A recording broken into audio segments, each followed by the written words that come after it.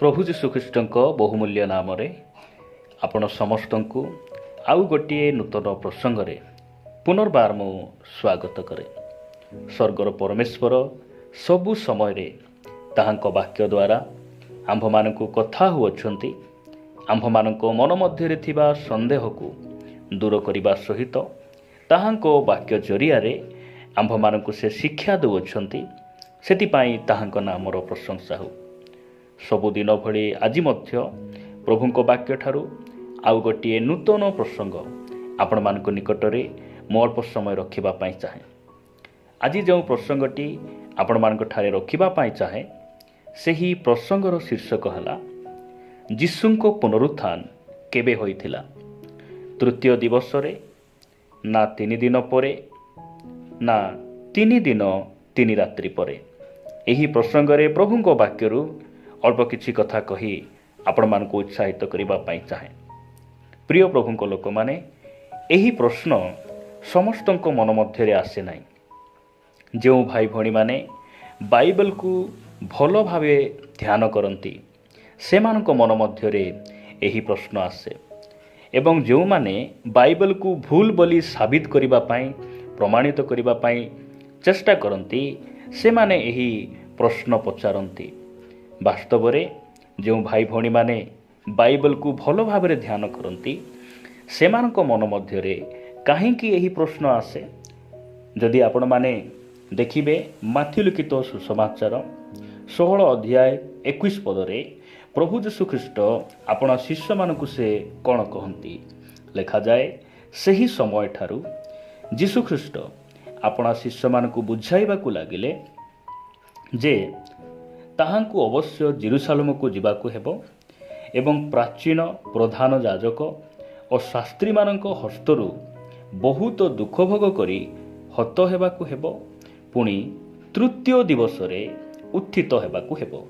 ଆପଣମାନେ ଯଦି ଲୁକଲିଖିତ ସୁସମାଚାରକୁ ଆସିବେ, ଲୁକଲିଖିତ ସୁସମାଚାର 9 ଅଧ୍ୟାୟ 22 ପଦ, ଲୁକଲିଖିତ ସୁସମାଚାର 9 ଅଧ୍ୟାୟ 22 ପଦରେ ଲୁକଙ୍କର ଲେଖା ଅନୁସାରେ ସେ ପ୍ରକାର ଲେଖନ୍ତି, ମନୁଷ୍ୟ ପୁତ୍ରଙ୍କୁ ଅବଶ୍ୟ ବହୁତ ଦୁଃଖ ଭୋଗ କରିବାକୁ ହେବ ଏବଂ ପ୍ରାଚୀନ ପ୍ରଧାନ ଯାଜକ ଓ ଶାସ୍ତ୍ରୀମାନଙ୍କ ଦ୍ୱାରା ଅଗ୍ରାହ୍ୟ ହୋଇ ହତ ହେବାକୁ ହେବ, ପୁଣି ତୃତୀୟ ଦିବସରେ ଉତ୍ଥିତ ହେବାକୁ ହେବ। ଯଦି ଆପଣମାନେ ମାର୍କ ଲିଖିତ ସୁସମାଚାର 9 ଅଧ୍ୟାୟ 31 ପଦ ପଢ଼ିବେ, ମାର୍କ ସେ କ'ଣ ବୋଲି ଲେଖୁଅଛନ୍ତି? ଲେଖାଯାଏ, କାରଣ ଯୀଶୁ ଆପଣ ଶିଷ୍ୟମାନଙ୍କୁ ଏହି କଥା କହି ଶିକ୍ଷା ଦେଉଥିଲେ, ମନୁଷ୍ୟ ପୁତ୍ର ମନୁଷ୍ୟମାନଙ୍କ ହସ୍ତରେ ସମର୍ପିତ ହେଉଅଛନ୍ତି, ପୁଣି ସେମାନେ ତାହାଙ୍କୁ ବଧ କରିବେ, ଆଉ ସେ ହତ ହେଲା ଉତ୍ତାରେ 3 ଦିନ ପରେ ପୁନରୁତ୍ଥାନ କରିବେ। କେବଳ ଏତିକି ନୁହେଁ, ଯଦି ଆପଣମାନେ ମାଥ୍ୟୁ ଲିଖିତ ସୁସମାଚାର 12 ଅଧ୍ୟାୟ 40 ପଦରେ ଦେଖିବେ, ନିଜେ ସ୍ୱୟଂ ପ୍ରଭୁ ଯୀଶୁଖ୍ରୀଷ୍ଟ ସେ ପୁନର୍ବାର ଏ ପ୍ରକାର କହନ୍ତି। ମାଥ୍ୟୁଙ୍କ ଲେଖା ଅନୁସାରେ ଲେଖାଯାଏ, ମାଥ୍ୟୁ 12 ଅଧ୍ୟାୟ 40 ପଦ, କାରଣ ଜୁନସ୍ ଯେପରି 3 ଦିନ ଓ 3 ରାତ୍ରି ବୃହତ୍ ମତ୍ସ୍ୟ ଉଦରରେ ଥିଲେ, ମନୁଷ୍ୟ ପୁତ୍ର ସେହିପରି 3 ଦିନ ଓ 3 ରାତ୍ରି ଭୂଗର୍ଭରେ ରହିବେ। ପ୍ରିୟ ପ୍ରଭୁଙ୍କ ଲୋକମାନେ, ଯେଉଁ ଭାଇ ଭଉଣୀମାନେ ବାଇବେଲକୁ ଭଲ ଭାବରେ ଧ୍ୟାନ କରୁଛନ୍ତି, ସେମାନଙ୍କ ମନ ମଧ୍ୟରେ ଏଥିପାଇଁ ପ୍ରଶ୍ନ ଆସେ, କାରଣ ମାଥ୍ୟୁ ଆଉ ଲୁକ ସେମାନେ ଲେଖୁଛନ୍ତି ଯେ ପ୍ରଭୁ ଯୀଶୁଖ୍ରୀଷ୍ଟ ତୃତୀୟ ଦିବସରେ ଉତ୍ଥିତ ହେବେ।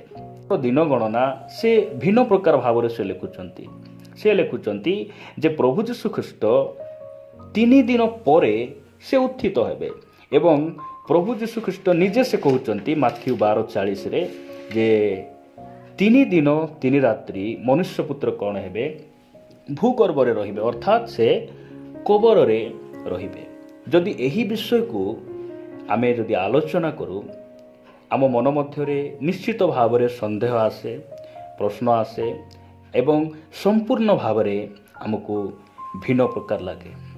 ପ୍ରିୟ ପ୍ରଭୁଙ୍କ ଲୋକମାନେ, ଏହି ସ୍ଥାନରେ ଆମେ ଜାଣିବା ଆବଶ୍ୟକ ରହିଛି, ବୁଝିବା ଆବଶ୍ୟକ ରହିଛି ଯେ ଏହି ଯେଉଁ ବାକ୍ୟ ବର୍ତ୍ତମାନ ସମୟରେ ଲେଖାଯାଇଥିବା ପୁସ୍ତକ ନୁହେଁ। ବାଇବେଲ ଆମ୍ଭମାନଙ୍କ ସମୟରେ, ବର୍ତ୍ତମାନ ସମୟରେ ଲେଖାଯାଇଥିବା ଗୋଟିଏ ପୁସ୍ତକ ନୁହେଁ। ଏହି ବାଇବେଲ ଲେଖିବା ପାଇଁ 1500 ବର୍ଷ ଲାଗିଥିଲା। ଆଉ ଏହି 1500 ବର୍ଷ ମଧ୍ୟରେ ବାଇବେଲର ଲେଖକମାନେ ସେମାନଙ୍କର ସମୟ ଅନୁସାରେ, ସେମାନଙ୍କ ଦିନଗଣନା ଅନୁସାରେ, ଜିହୁଦୀମାନଙ୍କର ଦିନଗଣନା ହିସାବରେ ସେମାନେ କ'ଣ କରିଥିଲେ? ବାଇବେଲକୁ ସେମାନେ ଲେଖିଥିଲେ। ବାସ୍ତବରେ ଯଦି ଆମେ ଆମ୍ଭମାନଙ୍କ ହିସାବରେ ଆମେ ଦିନକୁ କେମିତି ଗଣନା କରୁ? ରାତ୍ରି 12ଟା ଠାରୁ ଆସନ୍ତା ରାତ୍ରି 12ଟା ପର୍ଯ୍ୟନ୍ତ ଆମେ ଦିନକୁ ଗଣନା କରୁ। ମାତ୍ର ଜିହୁଦୀ ଲୋକମାନେ ଦିନକୁ ସେମାନେ ସେ ପ୍ରକାର ଭାବରେ ସେମାନେ ଗଣନା କରୁନଥିଲେ। ସେମାନଙ୍କର ଦିନ ଗଣନା ରାତି 12ଟା ଠାରୁ କିମ୍ବା ସୂର୍ଯ୍ୟ ଉଦୟ ଠାରୁ ମଧ୍ୟ ସେମାନଙ୍କର ଦିନ ଗଣନା ସେମାନେ କରୁନଥିଲେ। ସୂର୍ଯ୍ୟ ଅସ୍ତ ହେବା କ୍ଷଣି ସେମାନଙ୍କ ପାଇଁ ସେମାନେ ନୂତନ ଦିନ ବୋଲି ସେମାନେ ଗଣୁଥିଲେ। ସୂର୍ଯ୍ୟ ଅସ୍ତ ହେଲା ପରଠାରୁ ସେମାନଙ୍କ ପାଇଁ ଗୋଟିଏ ନୂଆ ଦିନ ଆରମ୍ଭ ହେଉଥିଲା। ସେମାନଙ୍କର ଦିନ ଗଣନା ସେହି ପ୍ରକାର ଥିଲା। ଏହା ଆମେ ଜାଣିବା ଆବଶ୍ୟକ ରହିଛି। ଯଦି ଉଦାହରଣ ସ୍ୱରୂପ ଯଦି ପ୍ରଭୁ ଯୀଶୁ ଖ୍ରୀଷ୍ଟ ସେ ତୃତୀୟ ଦିବସରେ ଯଦି ଉତ୍ଥିତ ହେଲେ, ତାହେଲେ ତାଙ୍କର ପୁନରୁତ୍ଥାନ କେବେ ହେବା କଥା? ଶନିବାର ପ୍ରଥମ ଦିନ, ରବିବାର ଦ୍ୱିତୀୟ ଦିନ ଏବଂ ସୋମବାର ତୃତୀୟ ଦିନ ହେବା କଥା। ସୋମବାର ଦିନ ପ୍ରଭୁଙ୍କର ପୁନରୁତ୍ଥାନ ହେବା କଥା। ଯଦି ଆମର ଦିନଗଣନା ହିସାବରେ ଆମ ହିସାବରେ ଯଦି ଆମେ କହିବା, ଯଦି ସେ ତୃତୀୟ ଦିନ ପରେ ବା 3 ଦିନ ପରେ ଯଦି ପ୍ରଭୁ ଯୀଶୁ ଖ୍ରୀଷ୍ଟଙ୍କର ପୁନରୁତ୍ଥାନ ହେଲା, ତାହେଲେ ଶନିବାର ପ୍ରଥମ ଦିନ, ରବିବାର ଦ୍ୱିତୀୟ ଦିନ, ସୋମବାର ତୃତୀୟ ଦିନ, ଆଉ ତୃତୀୟ ଦିନ ପରେ ବୋଲେ ମଙ୍ଗଳବାର ଦିନ ଯୀଶୁଖ୍ରୀଷ୍ଟଙ୍କର ପୁନରୁତ୍ଥାନ ହେବା କଥା। ଯଦି ଆମେ କହିବା ଯେ ପ୍ରଭୁ ଯୀଶୁ ଖ୍ରୀଷ୍ଟ ମାଥ୍ୟୁ 12:40 ପଦ ଅନୁସାରେ ଯାହା ସେ କହିଲେ 3 ଦିନ 3 ରାତ୍ରି ପରେ, ଏହାକୁ ଆମ ହିସାବରେ ପ୍ରଭୁଙ୍କର ପୁନରୁତ୍ଥାନ କେବେ ହେବା କଥା? ଶୁକ୍ରବାର ପ୍ରଥମ ଦିନ, ଶନିବାର ଦ୍ୱିତୀୟ ଦିନ, ରବିବାର ତୃତୀୟ ଦିନ ଏବଂ ଶୁକ୍ରବାର, ଶନିବାର, ରବିବାର ଏହା ତୃତୀୟ ରାତ୍ରି। ଏହି ହିସାବରେ ଆମେ ତୃତୀୟ ରାତ୍ରି ହେବା କଥା ଏବଂ ସେ ସୋମବାର ସନ୍ଧ୍ୟାରେ ପ୍ରଭୁ ଯୀଶୁଖ୍ରୀଷ୍ଟଙ୍କର ପୁନରୁତ୍ଥାନ ହେବା କଥା। କିନ୍ତୁ ବାଇବେଲ ଆମମାନଙ୍କୁ କ'ଣ ଶିକ୍ଷା ଦିଏ? ଯଦି ଆପଣମାନେ ମାଥ୍ୟୁ ଲିଖିତ ସୁସମାଚାର 28 ଅଧ୍ୟାୟକୁ ଆସିବେ, ଲେଖାଯାଏ, ବିଶ୍ରାମ ବାର ଶେଷ ହେଲା ଉତ୍ତାରେ ସପ୍ତାହର ପ୍ରଥମ ଦିବସରେ ପ୍ରତ୍ୟୁଷରେ ମଗଦଲିନୀ ମରିୟମ ଓ ଅନ୍ୟ ମରିୟମ ସମାଧି ଦେଖିବାକୁ ଗଲେ, ଯେଉଁ ସ୍ଥାନରେ ପ୍ରଭୁ ଯୀଶୁଖ୍ରୀଷ୍ଟଙ୍କର ଶରୀର ନଥିଲା। ସେ ପୁନରୁତ୍ଥିତ ହୋଇ ସାରିଥିଲେ। ସେମାନେ କେବେ ଗଲେ? ବିଶ୍ରାମ ବାର ଶେଷ ହେଲା ପରେ, ଅର୍ଥାତ୍ ଶନିବାର ଦିନ ଯେବେ ସମାପ୍ତ ହେଲା ଏବଂ ରବିବାର ଦିନ ସେମାନେ ପ୍ରତ୍ୟୁଷରେ, ରବିବାର ଦିନ ସକାଳ ସେମାନେ ସମାଧି ନିକଟକୁ ଯାଉଛନ୍ତି। ରବିବାର ଦିନ ପ୍ରଭାତରେ ସେମାନେ କ'ଣ କରୁଅଛନ୍ତି? ସମାଧି ନିକଟକୁ ଯାଉଛନ୍ତି। ଆଉ ସେହି ସମୟରେ ପ୍ରଭୁ ଯୀଶୁଖ୍ରୀଷ୍ଟଙ୍କର କ'ଣ ହେଉଛି? ପୁନରୁତ୍ଥାନ ହେଉଛି।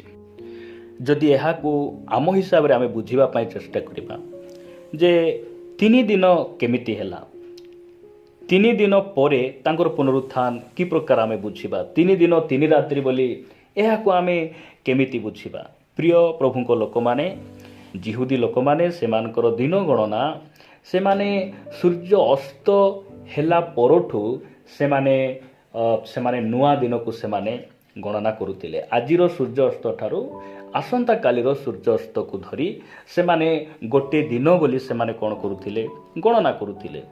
ଯେମିତିକି ଆଦି ପୁସ୍ତକ 1 ଅଧ୍ୟାୟ 5 ପଦରେ ଲେଖାଗଲା ଯେ ସନ୍ଧ୍ୟା ଓ ପ୍ରାତଃକାଳ ହୋଇ ପ୍ରଥମ ଦିବସ ହେଲା। ପ୍ରିୟ ପ୍ରଭୁଙ୍କ ଲୋକମାନେ, ଏହା ଜିହୁଦୀମାନଙ୍କର ଦିନ ଗଣନା। ଆମେ ଏହାକୁ ବୁଝିବା ପାଇଁ ଆମକୁ କ'ଣ କରିବାର ଆବଶ୍ୟକ ରହିଛି? ଜିହୁଦୀମାନଙ୍କର ଦିନ ଗଣନାକୁ ଆମେ ବୁଝିବା ଆବଶ୍ୟକ ରହିଛି ଯେ ସେମାନେ ଆଜିର ସୂର୍ଯ୍ୟ ଅସ୍ତ ଠାରୁ ଆରମ୍ଭ କରି ଆସନ୍ତାକାଲିର ସୂର୍ଯ୍ୟ ଅସ୍ତ ବା ଆସନ୍ତା ସକାଳ ଆଉ ସନ୍ଧ୍ୟାର ସେହି ସୂର୍ଯ୍ୟ ଅସ୍ତକୁ ଧରି ସେମାନେ କ'ଣ କରୁଥିଲେ? ଗୋଟିଏ ଦିନ ବୋଲି ସେମାନେ ଗଣୁଥିଲେ। ଯଦି ଆପଣମାନେ ଯୋହନ ଲିଖିତ ସୁସମାଚାର 19 ଅଧ୍ୟାୟକୁ ଆସିବେ, ଯୋହନ ଲିଖିତ ସୁସମାଚାର 19 ଅଧ୍ୟାୟ ତାର 31 ପଦରେ ଏ ପ୍ରକାର ଲେଖାଯାଏ। ଆମେ ସେ ସ୍ଥାନରେ ପଢ଼ିଲେ ଆମେ ଜାଣିପାରିବା ଜହନ ଲିଖିତ ସୁସମାଚାର 19 ଅଧ୍ୟାୟ 31 ପଦ ଲେଖାଯାଏ, ସେହି ଦିନ ଆୟୋଜନର ଦିନ ଥିବାରୁ ଶରୀର ଗୁଡ଼ିକ ଯେପରି ବିଶ୍ରାମ ବାରରେ କ୍ରୁଶ ଉପରେ ନ ରହେ, କାରଣ ସେହି ବିଶ୍ରାମ ବାର ମହାଦିନ ଥିଲା। ସେଥିପାଇଁ ସେମାନଙ୍କ ଗୋଡ଼ ଭଙ୍ଗାଯାଉ ଓ ସେମାନେ ଅନ୍ୟ ସ୍ଥାନକୁ ନିଆଯାଆନ୍ତୁ ବୋଲି ଯିହୁଦୀମାନେ ପିଲାତଙ୍କୁ ଅନୁରୋଧ କଲେ। ଏହା ପ୍ରଭୁ ଯୀଶୁଖ୍ରୀଷ୍ଟଙ୍କୁ ଯେଉଁ କ୍ରୁଶରେ ଚଢ଼ା ଯାଇଥିଲା, ସେହି କ୍ରୁଶର ଦୁଇ ପଟେ, ବାମ ପଟେ ଏବଂ ଡାହାଣ ପଟେ ଯେଉଁ ଚୋରମାନଙ୍କୁ ଚଢ଼ା ଯାଇଥିଲା, ସେମାନଙ୍କ ବିଷୟରେ ଲେଖାଯାଉଛି ଯେ ବିଶ୍ରାମ ବାର ଆସିବା ପାଇଁ ଯାଉଥିଲା। ଯେ ବିଶ୍ରାମ ବାର ପୂର୍ବରେ ଅର୍ଥାତ୍ ଶୁକ୍ରବାର ଦିନ ଏମାନଙ୍କୁ କ'ଣ କରାଯାଇଥିଲା? କ୍ରୁଶରେ ଚଢ଼ା ଯାଇଥିଲା। ବିଶ୍ରାମ ବାର ପର୍ଯ୍ୟନ୍ତ ଯଦି କ୍ରୁଶ ଉପରେ କୌଣସି ମଢ଼ ଶରୀର ଥାଏ, ତାହେଲେ ତାହା ଯିହୁଦୀ ଲୋକମାନେ ଅଶୁଚି ବୋଲି ସେମାନେ କ'ଣ କରୁଥିଲେ? ସେମାନଙ୍କର ବ୍ୟବସ୍ଥା ଅନୁସାରେ ତାହାକୁ ପାଳନ କରୁଥିଲେ। ସେଥିପାଇଁ ବିଶ୍ରାମ ବାର ଆସିବା ପୂର୍ବରୁ ଅର୍ଥାତ୍ ଆୟୋଜନର ଦିନ, ମହାଦିନ ଆସିବା ପୂର୍ବରୁ, ସେହି ଶୁକ୍ରବାର ସୂର୍ଯ୍ୟାସ୍ତ ପୂର୍ବରୁ ଏମାନଙ୍କ ଶରୀରକୁ ଓହ୍ଲାଇ କ'ଣ କରାଗଲା? କବର ଦିଆଗଲା। ଯଦି ଆପଣମାନେ ମାର୍କ ଲିଖିତ ସୁସମାଚାର 15 ଅଧ୍ୟାୟ 42 ପଦ ଦେଖିବେ, ଲେଖାଯାଏ, ବେଳ ଗଡ଼ିଆ ସନ୍ଧେ ସେହିଦିନ ଆୟୋଜନ ଦିନ ଅର୍ଥାତ୍ ବିଶ୍ରାମ ବାରର ପୂର୍ବ ଦିନ ଥିବାରୁ, ବିଶ୍ରାମ ବାରର ପୂର୍ବ ଦିନ ବୋଲି କହିଲେ ଶୁକ୍ରବାର ଦିନ ଥିବାରୁ ଯୀଶୁଙ୍କର ଶରୀରକୁ ସେମାନେ ଓହ୍ଲାଇ ବିଶ୍ରାମ ବାର ଆସିବା ପୂର୍ବରୁ କବର ଦିଆଗଲା।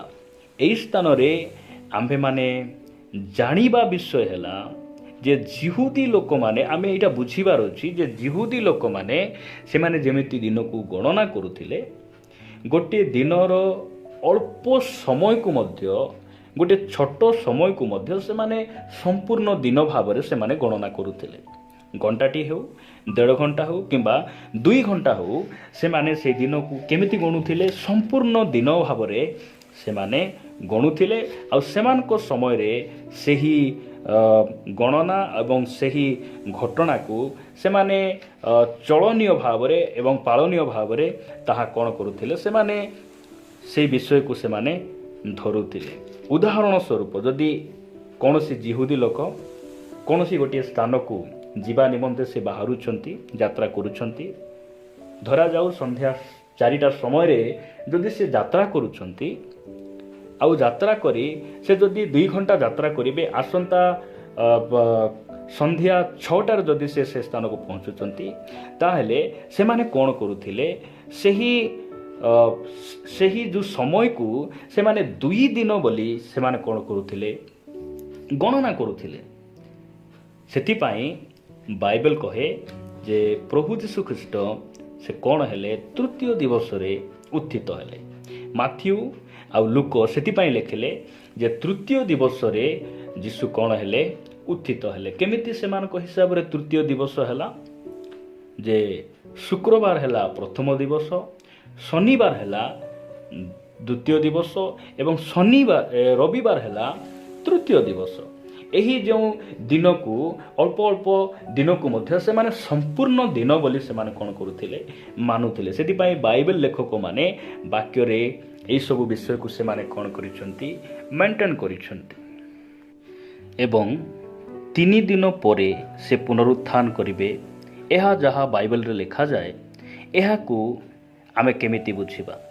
ଯିହୁଦୀ ଲୋକମାନେ ଏହାକୁ ସେମାନେ କି ପ୍ରକାର ଗଣନା କରୁଥିଲେ? ଆମ୍ଭମାନଙ୍କର କ୍ୟାଲେଣ୍ଡର ହିସାବରେ ପ୍ରଭୁ ଯୀଶୁଖ୍ରୀଷ୍ଟଙ୍କୁ ଶୁକ୍ରବାର ଦିନ କ୍ରୁଶରେ ଚଢ଼ାଗଲା ଏବଂ ତାହାଙ୍କୁ ପ୍ରାଣଦଣ୍ଡ ଦିଆଗଲା।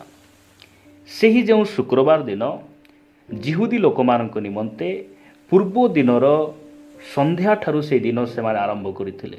ଅର୍ଥାତ୍ ଗୁରୁବାର ଦିନ ସନ୍ଧ୍ୟାର ଦିନରୁ ସେମାନଙ୍କ ହିସାବରେ ସେ ଦିନକୁ ସେମାନେ ଆରମ୍ଭ କରିଥିଲେ। ସେଥିପାଇଁ ବାଇବେଲରେ ଲେଖାଗଲା ଯେ ତୃତୀୟ ଦିବସ ପରେ ଅର୍ଥାତ୍ 3 ଦିନ ପରେ ସେ ପୁନରୁତ୍ଥାନ କରିବେ। ପ୍ରଭୁ ଯୀଶୁଖ୍ରୀଷ୍ଟ ଯାହା କହିଲେ ଯେ ମାଥ୍ୟୁ ଲିଖିତ ସୁସମାଚାର 12 ଅଧ୍ୟାୟ 40 ପଦ, ଏହାକୁ ଆମେ କିପରି ବୁଝିବା?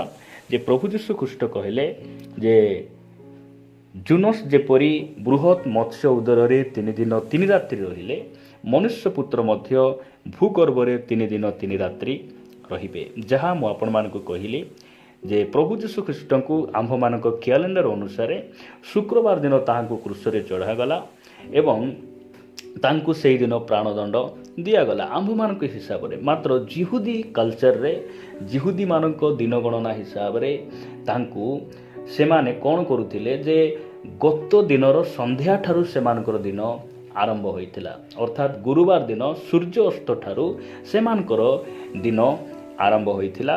ସେଥିପାଇଁ କେମିତି 3 ଦିନ ଆଉ 3 ରାତ୍ରି ହେଲା, ଗୁରୁବାର ରାତ୍ରି, ଶୁକ୍ରବାର ରାତ୍ରି ଓ ଶନିବାର ରାତ୍ରି ମିଶି 3 ରାତ୍ରି ହେଲା ଏବଂ ଶୁକ୍ରବାର ଦିନ, ଶନିବାର ଦିନ ଓ ରବିବାର ଦିନ ମିଶି 3 ଦିନ ହେଲା, ଯାହା ପ୍ରଭୁ ଯୀଶୁ ଖ୍ରୀଷ୍ଟ ମାଥ୍ୟୁ 12:40 ସେ କହିଲେ।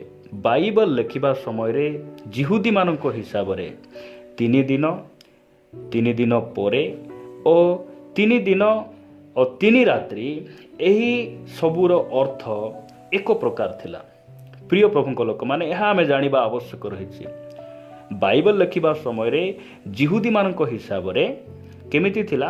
3 ଦିନ, 3 ଦିନ ପରେ ଓ 3 ଦିନ 3 ରାତ୍ରି, ଏହିସବୁର ଅର୍ଥ ଗୋଟିଏ ପ୍ରକାର ଭାବରେ ସେମାନେ ବୁଝୁଥିଲେ ଆଉ ଗୋଟିଏ ପ୍ରକାର ଭାବରେ ଏହି ଅର୍ଥ ଗୁଡ଼ିକ ପ୍ରଚଳିତ ଥିଲା। କାହିଁକି ମୁଁ ଏହି କଥା କହୁଛି?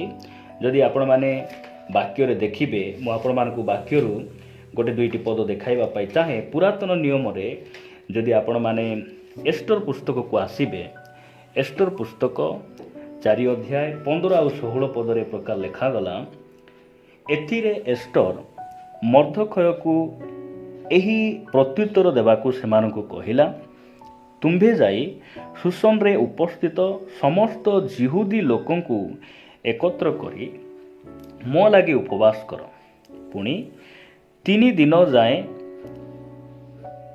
ଦିନରେ କିମ୍ବା ରାତ୍ରିରେ କିଛି ଆହାର କର ନାହିଁ ଓ କିଛି ପାନ କର ନାହିଁ। ମଧ୍ୟ ମୁଁ ଓ ମୋହର ଦାସୀଗଣ ତଦ୍ରୂପ ଉପବାସ କରିବୁ। ତହୁଁ ବ୍ୟବସ୍ଥା ଅନୁଯାୟୀ ନହିଲେ ହେଁ ମୁଁ ରାଜାଙ୍କ ନିକଟକୁ ଯିବି, ତହିଁରେ ମୁଁ ବିନଷ୍ଟ ହେବି। ଯେତେବେଳେ ଜିହୁଦୀ ଲୋକମାନଙ୍କୁ ମାରିବା ନିମନ୍ତେ ହାମାନ ସେ ଷଡ଼ଯନ୍ତ୍ର କରୁଛି, ସେହି ସମୟରେ ରାଣୀ ଏଷ୍ଟର ଜିହୁଦୀ ଲୋକମାନଙ୍କୁ ସେ କହୁଛନ୍ତି ଯେ ତୁମେ 3 ଦିନ ଆହୁରି 3 ରାତି ତୁମେ କ'ଣ କରିବ? ଉପବାସ କରିବ। ତାପରେ ମୁଁ କ'ଣ କରିବି? ଉପବାସ ସରିଲା ପରେ ମୁଁ ରାଜାଙ୍କ ନିକଟକୁ ଯିବି, ଗୋଟେ ନିୟମ, ଗୋଟେ ବିନତି ନେଇକିନା ଯିବି। ସେ ଏହି କଥା କହୁଛନ୍ତି। ମାତ୍ର ଯଦି ଆପଣ ସେହି ଏଷ୍ଟର 5 ଅଧ୍ୟାୟ 1 ପଦ ପଢ଼ିବେ, ସେହି ସ୍ଥାନ ଲେଖାଯାଉଛି, ଏଉତାରୁ 3ୟ ଦିନ ଏଷ୍ଟର ରାଜକୀୟ ବସ୍ତ୍ର ପିନ୍ଧି ରାଜଗୃହର ଭିତର ପ୍ରାଙ୍ଗଣରେ ରାଜଗୃହ ସମ୍ମୁଖରେ ଠିଆ ହେଲା। ସିଏ ପ୍ରଥମରେ କହୁଛନ୍ତି 3 ଦିନ 3 ରାତି ତୁମେ ଉପବାସ କଲା ପରେ ମୁଁ କ'ଣ କରିବି? ମୁଁ ରାଜାଙ୍କ ନିକଟକୁ ଯିବି। ମାତ୍ର ସେ କହୁଛନ୍ତି 3 ଦିନ ପରେ ସେ ରାଜାଙ୍କ ନିକଟକୁ ଯାଉଛନ୍ତି। 3 ଦିନ 3 ରାତି ପରେ ମୁଁ ଗଲି, ଏହି ପ୍ରକାର କଥା ଲେଖାଯାଉ ନାହିଁ। କିମ୍ବା ଏଷ୍ଟର 3 ଦିନ 3 ରାତି ପରେ ସେ ରାଜଗୃହକୁ ଗଲେ, ଏହି କଥା ଲେଖାଯାଉ ନାହିଁ। ଏହି ସ୍ଥାନ ଲେଖାଯାଉଛି ଯେ ସେ 3ୟ ଦିନରେ ସେ କ'ଣ କଲେ? ରାଜଗୃହକୁ, ରାଜାଙ୍କ ନିକଟକୁ ସେ ଗଲେ। ସେଥିପାଇଁ 3 ଦିନ ଆଉ 3 ରାତିର ଅର୍ଥ ଏବଂ 3 ଦିନର ଅର୍ଥ ଜିହୁଦୀମାନଙ୍କ ହିସାବରେ ଏକ ପ୍ରକାର ଅର୍ଥ ଅଟେ। ଯଦି ଆପଣମାନେ 2ୟ ବଂଶାବଳୀ 10 ଅଧ୍ୟାୟକୁ ଆସିବେ, 2ୟ ବଂଶାବଳୀ 10 ଅଧ୍ୟାୟ 5 ପଦରେ ଲେଖାଗଲା, ତହୁଁ ସେ ସେମାନଙ୍କୁ କହିଲେ, 3 ଦିନ ଉତ୍ତାରେ ପୁନର୍ବାର ଆମ୍ଭ କତିକି ଆସ। ତହିଁରେ ଲୋକମାନେ ଚାଲିଗଲେ।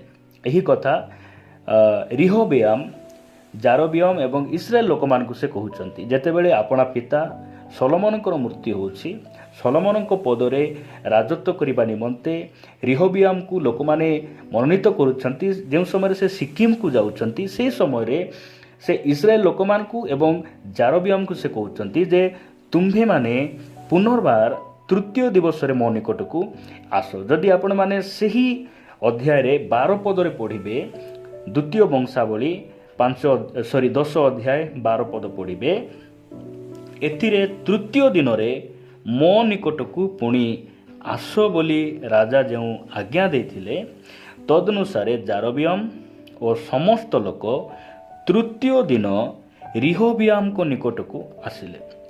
ରାଜା କହିଲେ, 3 ଦିନ ପରେ ଆସ। ପାଞ୍ଚ ପଦରେ ସେ କହିଲେ 3 ଦିନ ଉତ୍ତାରେ ପୁନର୍ବାର ମୋ କତିକି ଆସ। ମାତ୍ର ଇସ୍ରାଏଲ ଲୋକମାନେ କେବେ ଯାଉଛନ୍ତି?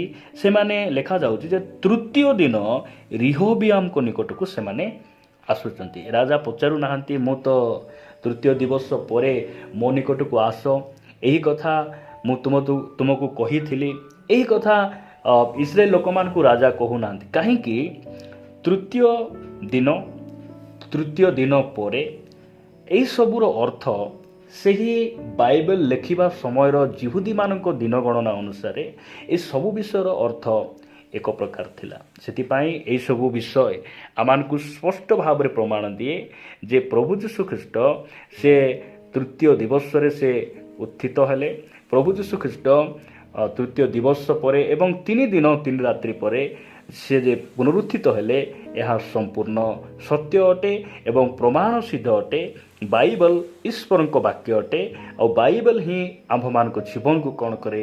ପରିବର୍ତ୍ତନ କରେ। ପ୍ରଭୁ ଏହି ବାକ୍ୟ ଦେଇ ଆମ ପ୍ରତ୍ୟେକଙ୍କୁ ପ୍ରଚୁର ଭାବରେ ଆଶୀର୍ବାଦ କରନ୍ତୁ।